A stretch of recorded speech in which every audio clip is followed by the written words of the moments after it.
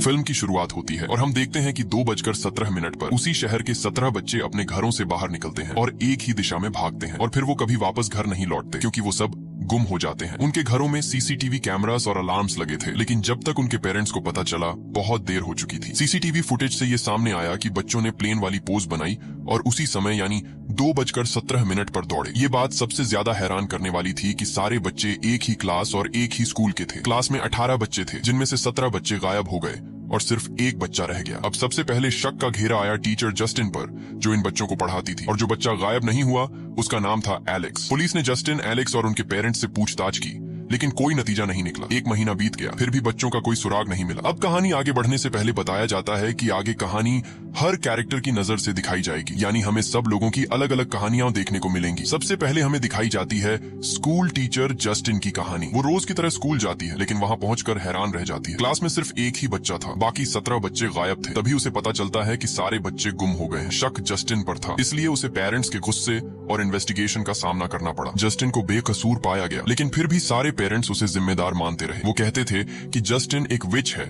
जो बच्चों को ब्लैक मैजिक से गायब कर देती है। इन इल्जामों की वजह से जस्टिन बहुत परेशान हो गई और शराब पीने लगी। जब तक इन्वेस्टिगेशन चल रही थी, स्कूल को बंद कर दिया गया, लेकिन 1 महीने बाद स्कूल फिर से खुला और नए बच्चे आए। उससे पहले एक बड़ी पेरेंट्स मीटिंग रखी गई, जिसमें उन सारे पेरेंट्स को बुलाया गया जिनके बच्चे गायब हुए थे। आज भी सब लोग जस्टिन को ही दोष दे रहे थे। जस्टिन अपने कन्फेशन में कहती है, मैं इनोसेंट हूँ, मैंने बच्चों के साथ कुछ नहीं किया, बल्कि मैं उन्हें प्यार करती हूँ। प्रिंसिपल भी जस्टिन का साथ देता है और कहता है कि वो सच बोल रही है, वो निर्दोष है, बल्कि असली विक्टिम तो वही है। तभी एक पेरेंट जिसका नाम आर्चर था जस्टिन पर चिल्लाने लगता है और उसे विच कहता है। ये देखकर सबका कंट्रोल खो जाता है। वो लोग जस्टिन को मारने तक पहुंच जाते हैं। प्रिंसिपल किसी तरह जस्टिन को बचाता है और सिक्योरिटी की मदद से उसे बाहर ले जाता है। उसे कहा जाता है कि तुम तुरंत घर जाओ और बाहर मत निकलो। जस्टिन कार से घर लौटती है। वो बहुत परेशान होती है, इसलिए फिर से शराब पीने लगती है। तभी बेल बजती है। वो पूछती है कौन है, पर कोई जवाब नहीं मिलता। वो डोर होल से झांकती है, पर बाहर कोई नहीं होता। वो खिड़की से भी देखती है, पर फिर भी कोई नहीं दिखता। उसे बहुत अजीब लगता है। वो आराम से जाने लगती है, तभी अचानक दरवाजा जोर से बजने लगता है। डर कर वो कहती है, कौन है, समझ क्यों नहीं रहे,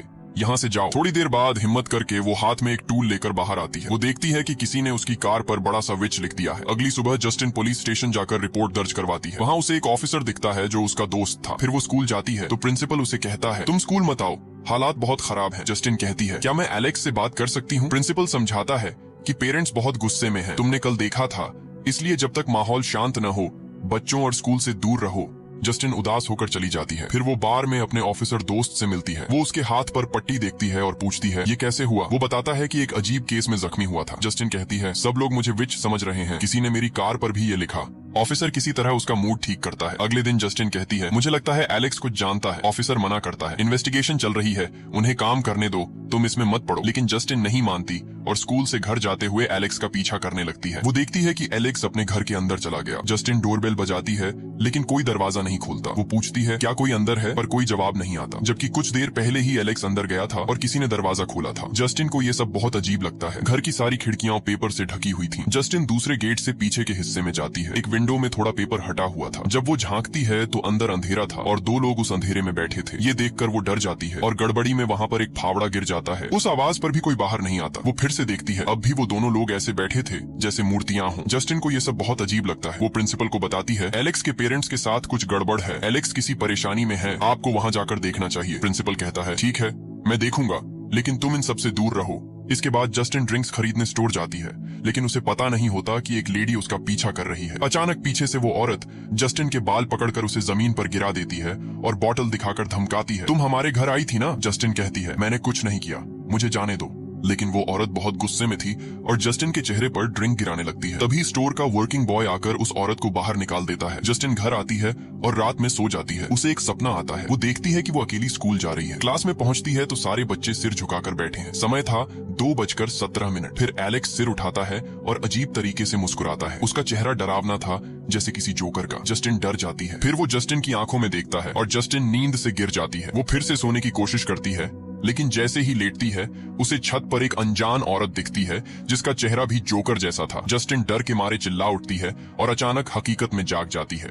उसे एहसास होता है कि वो सपने के अंदर भी सपना देख रही थी। अगले दिन जस्टिन फिर से एलेक्स के घर जाती है और उससे बात करने की कोशिश करती है, लेकिन एलेक्स बस कहता है, मेरा पीछा मत करो, और वो अपने घर चला जाता है। जस्टिन डोर पर जाकर कहती है, मुझे पता है तुम अंदर हो, बाहर आओ। दरवाजा फिर भी नहीं खुला। इस बार जस्टिन वहां से गई नहीं, बल्कि उसने घर के बाहर एक पर्दा लगा दिया ताकि कभी कोई बाहर निकले तो उसे पता चल सके। लेकिन दोपहर से रात हो गई और घर से कोई नहीं निकला। इस बीच जस्टिन को नींद आ गई और उसे ठंड लग रही थी। तभी अचानक घर का दरवाजा खुलता है। एलेक्स की माँ हाथ में कैंची लिए अजीब तरह से दौड़ती हुई जस्टिन के पास आती है, लेकिन वो कुछ नहीं कहती, बस जस्टिन के सोते हुए बाल कैंची से काट देती है। यहीं पर जस्टिन का हिस्सा खत्म होता है और अब कहानी दिखती है आर्चर के नजरिए से। वही अकेला पिता जो जस्टिन को विच कह रहा था, क्योंकि आर्चर का बेटा भी गुम हो गया था, जिस वजह से वो बहुत परेशान रहता था। वो ज्यादातर वक्त अपने बेटे की रिकॉर्डिंग देखता रहता और किसी क्लू की तलाश में रहता। पुलिस स्टेशन के चक्कर लगाता कि शायद कोई खबर मिले, लेकिन पुलिस कहती कि जांच चल रही है, कुछ पता चला तो बताएंगे।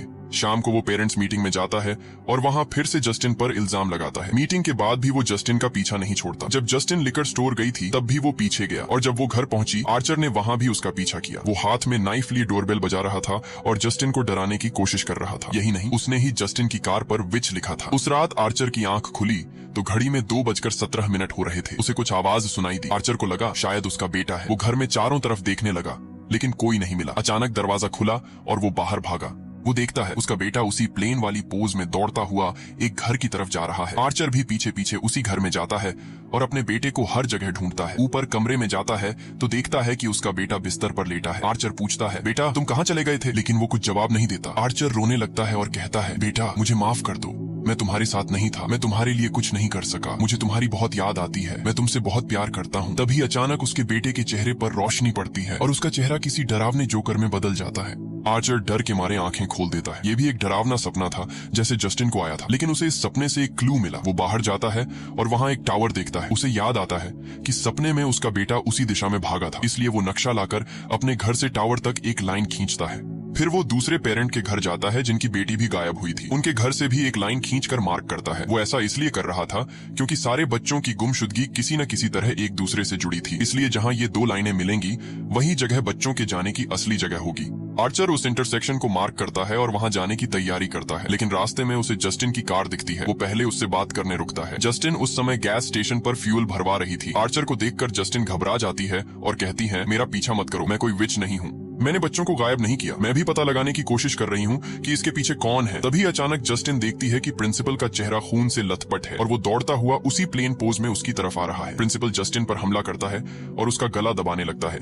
आर्चर जस्टिन को बचाने आता है और प्रिंसिपल से लड़ने लगता है, लेकिन प्रिंसिपल बहुत गुस्से में था, उसकी आंखें बाहर निकल रही थीं। वो आर्चर को मारता है और उसका भी गला दबाने लगता है। यहाँ तक आते आते ये सेगमेंट खत्म हो जाता है। अब कहानी ऑफिसर के नजरिए से दिखाई जाती है। ऑफिसर अपनी कार में बैठकर काम पर निकलता है। रास्ते में उसे एक लड़का दिखता है जो किसी के घर में झांक रहा था। ऑफिसर को देखते ही वो भागता है, लेकिन किसी तरह पकड़ा जाता है। ऑफिसर पूछता है, तुम्हारे पास कोई हथियार या ड्रग्स हैं? लड़का कहता है, नहीं सर। लेकिन जब ऑफिसर उसकी तलाशी लेता है तो इंजेक्शन की सुई उसकी उंगली में चुभ जाती है। साफ था कि लड़का झूठ बोल रहा था। पता चलता है कि वो लड़का एक ड्रग डीलर है और अपनी पॉकेट में इंजेक्शन रखकर घूम रहा था। ऑफिसर गुस्से में आकर उसे जोर से मारता है और फिर अपनी उंगली पर दवाई लगाता है। कुछ देर बाद वो डीलर को जगाता है और कहता है, देखो मैं तुम्हें छोड़ रहा हूँ, लेकिन किसी को मत बताना। अब इस शहर को छोड़ दो और यहाँ से भाग जाओ, अगर दोबारा दिखे तो तुम्हारा बुरा होगा। फिर ऑफिसर उसे छोड़ देता है। यही वो केस था जिसकी वजह से उसकी उंगली पर बैंडेज था, जैसा जस्टिन ने देखा था। इसके बाद ऑफिसर जस्टिन से मिलने उसके घर जाता है, लेकिन अब हमें एक और चौंकाने वाली बात पता चलती है। ऑफिसर शादीशुदा था और उसकी वाइफ वही औरत थी जिसने स्टोर में जस्टिन पर हमला किया था। उसकी वाइफ को उस पर शक था, इसलिए उसने ऐसा किया था। फिर ऑफिसर पुलिस स्टेशन लौटता है और बाहर टहल रहा होता है। तभी उसे वही ड्रग डीलर दिखता है। उसे देखते ही ऑफिसर गुस्से में चिल्लाता है, अरे मैंने क्या कहा था। डीलर भागता है। ऑफिसर कार लेकर उसके पीछे दौड़ता है, यानी इस बार वो उसे छोड़ने वाला नहीं था। और यही ऑफिसर का हिस्सा खत्म होता है। अब कहानी दिखती है ड्रग डीलर की नजर से। पता चलता है कि वो ड्रग्स लेने के साथ चोरी भी करता है। उसका कोई स्थायी घर नहीं था, इसलिए वो जंगल में टेंट लगाकर रहता था। ऑफिसर ने उसे शहर छोड़ने को कहा था, लेकिन न उसने शहर छोड़ा और न ही अपनी हरकतें।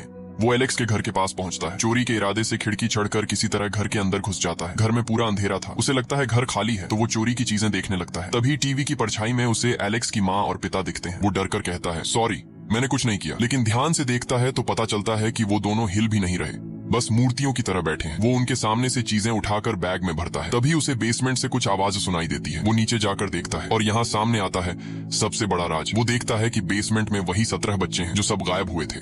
डीलर उन्हें देखकर डर जाता है और वहां से भागने लगता है। अब आधा सामान उसके हाथ में था जिसे वो बेचने के लिए स्टोर की तरफ गया। इतने में उसकी नजर दुकान में लगे उन गुमशुदा बच्चों के पोस्टर पर पड़ती है जिस पर इनाम भी लिखा था।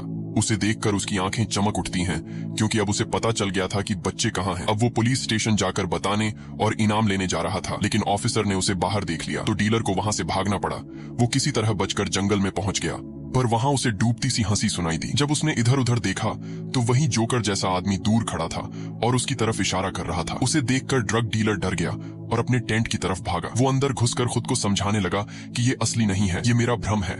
शायद नशे की वजह से मैंने उसे देखा हो। लेकिन तभी उसे टेंट के बाहर परछाई नजर आई। इसका मतलब था कि वो भ्रम नहीं, हकीकत में वहां था और अब टेंट खोलने वाला था। तो डीलर खुद को बचाने के लिए हाथ में इंजेक्शन ले लेता है। जैसे ही जिप खुलती है वो सामने वाले के मुंह पर इंजेक्शन मारता है, पर वो ऑफिसर निकलता है। इस बार ऑफिसर और ज्यादा गुस्से में था। वो उसे मारने ही वाला था कि डीलर कहता है, मुझे पता है बच्चे कहाँ हैं, वो घर के बेसमेंट में हैं। ऑफिसर रुक जाता है और कहता है, ठीक है, मुझे वहां ले चलो, दिखाओ। फिर ऑफिसर उसे कार में हैंडकफ लगाकर बैठाता है और डीलर रास्ता दिखाता है। ऑफिसर गाड़ी से उतरकर घर की बेल बजाता है। कोई दरवाजा खोलकर उसे अंदर बुला लेता है। डीलर ये सब दूर से देख रहा होता है। फिर वो घंटों इंतजार करता है, पर ऑफिसर वापस नहीं आता। रात हो जाती है और डीलर थक जाता है। अचानक दरवाजा खुलता है। ऑफिसर बाहर आता है, लेकिन अब वो पहले जैसा नहीं दिख रहा था। वो किसी पागल की तरह गुस्से से भरा हुआ था। वो सीधे कार के पास जाकर ड्रग डीलर को घसीटकर बाहर निकालता है और उसे घर के अंदर ले जाता है। और यहीं ये सेगमेंट खत्म होता है। अगला सेगमेंट प्रिंसिपल का है। उसकी कहानी में हम देखेंगे कि वो अचानक ऐसा कैसे बन गया। जब जस्टिन ने बताया कि एलेक्स के पेरेंट्स में कुछ गड़बड़ है, तो प्रिंसिपल ने कहा, एलेक्स, अपने पेरेंट्स को मुझसे मिलने बुलाओ। लेकिन उनकी जगह एक औरत आती है जो अपना नाम ग्लैडिस बताती है। वो कहती है कि मैं एलेक्स की आंट हूँ। अब अगर हम उसके चेहरे को देखें तो वही औरत है जिसने जस्टिन और आर्चर को सपने में डराया था और जंगल में ड्रग डीलर को भी। अब हमें समझ आता है कि ये औरत ही सारी गड़बड़ कर रही है। फिर वो बताती है कि एलेक्स के पेरेंट्स ठीक नहीं है, इसलिए वो मिलने नहीं आ सकते। वो कहती है, मैं गार्डियन हूँ इसलिए मैं आई हूँ। लेकिन प्रिंसिपल कहता है, मुझे एलेक्स के पेरेंट्स से ही बात करनी है, गार्डियन से नहीं। तो वो वहां से चली जाती है। इसके बाद प्रिंसिपल घर आता है और अपने फ्रेंड के साथ टीवी देख रहा होता है। तभी डोरबेल बजती है। वो दरवाजा खोलते हैं तो वही ग्लैडिस थी जो पानी मांगने के बहाने घर में आ जाती है। और यहाँ पता चलता है कि ग्लैडिस असल में एक विच है जो ब्लैक मैजिक में बहुत माहिर थी। वो अपने बैग से एक अजीब कांटा निकालती है। फिर वो अपने हाथ में कट लगाकर उस पर खून लगाती है। इससे पहले कि वो कुछ समझे, वो एक कैंची निकालती है और प्रिंसिपल के फ्रेंड के बाल काटती है। फिर वो बेल बजाती है। उसे सुनकर प्रिंसिपल उसके कंट्रोल में आ जाता है। फिर वो प्रिंसिपल के फ्रेंड के बाल उस कांटे पर लपेटती है और उसे तोड़ देती है। और जैसे ही ऐसा होता है, प्रिंसिपल अपनी फ्रेंड पर हमला कर देता है। वो उसे पकड़कर नीचे गिरा देता है। फिर उसके चेहरे पर काला उल्टी करता है। फिर वो बार बार अपना सिर उसके चेहरे पर मारता है, जिससे उसका चेहरा बुरी तरह फट जाता है और उसकी दर्दनाक मौत हो जाती है। इसके बाद ग्लैडिस अपने बैग से जस्टिन के बाल निकालती है, जो उसने तब काटे थे जब जस्टिन उसकी कार में सो गई थी। वो वही काम जस्टिन के बालों के साथ भी करती है। कांटे पर लपेटकर तोड़ देती है और उस पर ब्लैक मैजिक करती है। अब प्रिंसिपल भागकर जस्टिन को मारने चला जाता है, जो गैस स्टेशन पर खड़ी आर्चर से बात कर रही थी। आर्चर उसे बचाने की कोशिश करता है, पर प्रिंसिपल उसका गला दबाने लगता है। जस्टिन अपनी जान बचाकर स्टोर की तरफ भागती है। कुछ देर बाद प्रिंसिपल भी आर्चर को छोड़कर जस्टिन के पीछे आता है। वो स्टोर में घुसता है और जस्टिन का पीछा करने लगता है। जस्टिन डर कर इधर उधर भागती है, पर एक जगह उसे कोई रास्ता नहीं मिलता और वो डर जाती है। वो उसकी तरफ दौड़ता हुआ आ रहा था। जस्टिन को लगा अब वो मरी, लेकिन तभी आर्चर बीच में आकर उसे रोकता है। इस दौरान दोनों घायल हो जाते हैं। मौका देखकर जस्टिन सामने से भागती है, लेकिन प्रिंसिपल की आंखों से खून बह रहा था। वो जस्टिन के पीछे भागता है। जस्टिन स्टोर से निकलकर कार में बैठती है, लेकिन प्रिंसिपल भी पास पहुंच जाता है। वो विंडो पर मुक्के मारने लगता है और आखिरकार ग्लास तोड़ देता है। वो जस्टिन को पकड़ने ही वाला होता है, लेकिन कार पहले से स्टार्ट थी। प्रिंसिपल पर भी ऐसा ब्लैक मैजिक किया गया था कि वो अपने टारगेट को मारने के लिए रुकता नहीं था। वो मिसाइल की तरह तेज जाता है और इसी वजह से इस मूवी का नाम वेपन्स रखा गया है। उसी बीच आर्चर भी स्टोर से बाहर आता है और सब देख रहा होता है। वो भी अपनी कार लेकर प्रिंसिपल के पीछे जाता है, लेकिन तभी एक और कार आती है और प्रिंसिपल को टक्कर मार देती है, जिससे उसकी मौत वहीं हो जाती है। सब कुछ खत्म होने के बाद आर्चर जस्टिन से माफी मांगता है, क्योंकि उसे समझ आता है कि गलती उसकी नहीं थी, बल्कि वो खुद इस सब की शिकार थी। जस्टिन भी माफी मांगते हुए कहती है, मैंने जिंदगी में ऐसा कभी नहीं देखा। वो कहती है, आखिर उसे क्या हो गया था? कुछ दिन पहले जब मैं उससे मिली थी वो बिल्कुल ठीक था। आर्चर कहता है, मैंने भी ऐसा कभी नहीं देखा, लेकिन जब वो भाग रहा था मैंने कुछ नोटिस किया। वे बच्चे भी इसी पौज में भाग रहे थे। फिर वो मैप खोलता है और उसे वही इंटरसेक्शन दिखाता है। जस्टिन देखती है कि उस क्रॉस पॉइंट पर जो घर है वो एलेक्स का घर है और यहाँ ये सेगमेंट खत्म होता है। अगला पार्ट एलेक्स का है, जहां हमें शुरू से उसकी कहानी दिखाई जाएगी और सारे सीक्रेट सामने आएंगे। यहाँ हम देखते हैं एलेक्स को, जो रोज की तरह स्कूल जाता है। फिर स्कूल के बाद उसका डैड उसे लेने आता है और दोनों घर जा रहे होते हैं। वो उसे बताता है कि तुम्हारी आंट ग्लैडिस घर रहने आ रही है। एलेक्स कहता है, वो क्यों आ रही है? मैं उनके साथ कैसे रहूंगा? मैं तो उन्हें जानता भी नहीं। तब उसका डैड समझाता है, वो बहुत बीमार हैं और हमारे अलावा उनका कोई नहीं है। वो भी हमारे फैमिली का हिस्सा है, इसलिए हमें उनकी मदद करनी चाहिए। रात में हम देखते हैं कि एलेक्स अपनी विच की बुक पढ़ रहा होता है। तभी वो देखता है कि उसके डैड आंट ग्लैडिस को घर लाए हैं। वो बहुत बूढ़ी और बीमार लग रही थी। वो अपने साथ एक अजीब सा पौधा भी लेकर आई थी। एलेक्स उस चीज को नजरअंदाज करके सो जाता है। फिर उसके पापा उसे स्कूल छोड़ने जाते हैं, लेकिन छुट्टी के बाद लेने नहीं आते। बाकी सभी बच्चों के पेरेंट्स अपने बच्चों को ले गए थे, बस एलेक्स अकेला रह गया। बहुत देर इंतजार करने के बाद वो पैदल घर जाने का फैसला करता है। रास्ते में वो सोचता जा रहा था कि पापा क्यों नहीं आए, वो कहाँ बिजी हैं। लेकिन जब वो घर पहुंचता है तो देखता है कि उसके पापा घर पर ही थे, पर वो सामान्य नहीं दिख रहे थे। वो ऐसे बैठे थे जैसे कोई कठपुतली हो और रोबोट की तरह बात कर रहे थे। ऐसा लग रहा था जैसे कोई उन्हें कंट्रोल कर रहा हो। माँ का भी यही हाल था। एलेक्स परेशान हो जाता है कि मम्मी पापा को क्या हो गया। तभी ग्लैडिस आती है, जो अब पहले से ज्यादा ठीक लग रही थी। अब एलेक्स को विच वाली बातें याद आती हैं और समझ आता है कि यही चुड़ैल है, उसने मम्मी पापा पर कुछ जादू किया है। एलेक्स उन्हें होश में लाने के लिए पानी डालता है, लेकिन कोई असर नहीं होता। फिर ग्लैडिस कहती है, अब वो तुम्हारी नहीं सुनेंगे, अब वो सिर्फ मेरी सुनेंगे। फिर वो एक डेमो दिखाती है। वो उसी नुकीले कोम से उनके बाल लपेटती है और कोम तोड़ देती है। इसके बाद दोनों अचानक टेबल पर रखे फोर्क उठाकर अपने चेहरे पर मारते हैं और दर्द से रोने लगते हैं। ये देखकर एलेक्स डर जाता है और कहता है, रुको प्लीज, ये सब मत करो। फिर ग्लैडिस उस टूटी कोम को पानी के बोल में डालती है, जिससे सब रुक जाता है। वो कहती है, अगर तुम चाहते हो कि तुम्हारे मॉम डैड जिंदा रहें तो किसी को कुछ मत बताना और जैसा मैं कहूँ वैसा करना। इस तरह वो एलेक्स को डराकर अपने कंट्रोल में ले लेती है।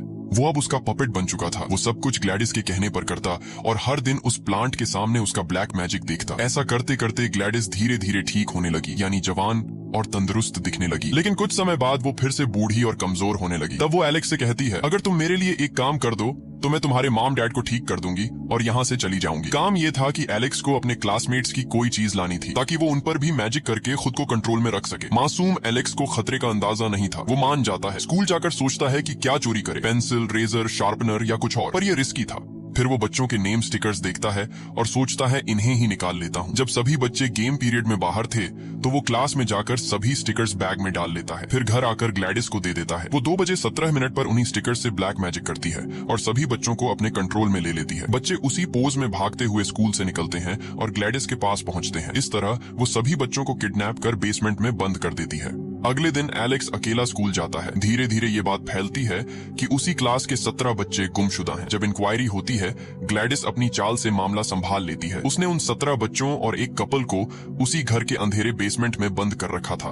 अब एलेक्स को खाने की जिम्मेदारी दी गई थी। वो रोज सबको समय पर खाना खिलाता और फिर स्कूल चला जाता। डर की वजह से किसी को कुछ नहीं बताता। बेचारा अकेला बच्चा इतने डरावने राज को अपने दिल में दबाकर जी रहा था। तो ये थी एलेक्स की कहानी। अब चलते हैं मूवी के आखिरी सेगमेंट की तरफ, जहां सब कुछ खत्म होगा और सब बातें साफ होंगी। अब प्रेजेंट टाइम में एलेक्स स्कूल से घर लौटता है। वो देखता है कि घर के बाहर पुलिस कार खड़ी है। वो ऑफिसर और ड्रग डीलर को घर के अंदर देखता है। दोनों ग्लैडिस के कंट्रोल में थे, जैसे उसके पपेट। फिर ग्लैडिस आती है और एलेक्स से कहती है, अपना सामान पैक करो, हम यहाँ से जा रहे हैं। वो फिर से मैजिक करने जाती है। उसने दरवाजे पर एलेक्स के मॉम डैड को गार्ड बनाकर खड़ा किया था। इसी बीच आर्चर और जस्टिन भी घर के बाहर पहुंचते हैं। दरवाजा खुलता है और ऑफिसर सामने दिखता है। जस्टिन कहती है, मैं इसे जानती हूँ, और फिर आर्चर के साथ अंदर चली जाती है। अचानक ऑफिसर और डीलर उन पर हमला करते हैं। आर्चर डीलर से लड़ने लगता है और जस्टिन ऑफिसर से बचकर किचन की ओर भागती है, लेकिन ऑफिसर उसे पकड़ लेता है। जस्टिन कहती है, तुम्हें क्या हो गया है, काम डाउन, पर वो नहीं सुनता। जस्टिन के हाथ में पोटैटो पीलर फंस जाता है। वो ऑफिसर के चेहरे पर कट लगाती है ताकि उसे दर्द से छुड़ा सके, लेकिन उसे देखकर हैरान रह जाती है। ऑफिसर को कोई असर नहीं होता। खून बह रहा था, आंखें बाहर निकल रही थीं, फिर भी वो दर्द महसूस नहीं कर रहा था। वो जस्टिन का गला दबा रहा था। बचाव में जस्टिन उसे गर्दन में गोली मारती है, पर वो मरता नहीं। फिर सिर में गोली मारती है, अब वो मर जाता है। फिर वो आर्चर के पास जाती है, जिसे डीलर पकड़कर उसका गला दबा रहा था। जस्टिन उसे भी गोली मार देती है। आर्चर बेसमेंट में जाता है, जहां वो अपने बेटे को ढूंढता है, लेकिन उसे ग्लैडिस मिलती है, जो उसका लॉकेट छीनकर मैजिक करती है और उसे अपने कंट्रोल में ले लेती है। इसी वजह से आर्चर ऊपर जाकर जस्टिन को पकड़ लेता है। लेकिन अब कहानी में ट्विस्ट आता है। भागते हुए एलेक्स ग्लैडिस के कमरे में पहुंचता है। वहां उसका ब्लैक मैजिक कोम्ब और विग पड़ी होती है। अब वो वही करता है जो उसने ग्लैडिस से सीखा था। वो ग्लैडिस के बाल उस कोम्ब में लपेटता है और कोम्ब तोड़ देता है। अब होता ये है कि ग्लैडिस का ब्लैक मैजिक उसी पर उल्टा पड़ जाता है। सारे बच्चे अचानक उसके खिलाफ हो जाते हैं और उसकी तरफ दौड़ते हैं। ग्लैडिस अपनी जान बचाने के लिए भागती है, लेकिन बच्चे उसे पकड़ लेते हैं। वो सब उसे मारते हैं, उसके चेहरे पर वार करते हैं और उसकी आंखें नोच लेते हैं। फिर बच्चे पहले उसका जबड़ा फाड़ते हैं और फिर उसका पूरा शरीर टुकड़ों में बांट देते हैं। ग्लैडिस की मौत के बाद आर्चर ठीक हो जाता है और जस्टिन को छोड़ देता है। फिर वो बाहर आता है, जहां बच्चे ग्लैडिस की लाश के पास खड़े होते हैं। वहीं आर्चर को आखिरकार अपना बेटा मिल जाता है। जस्टिन एलेक्स को देखती है, जो अपने मॉम डैड को गले लगा रहा था, लेकिन कोई भी पहले जैसा सामान्य नहीं हुआ।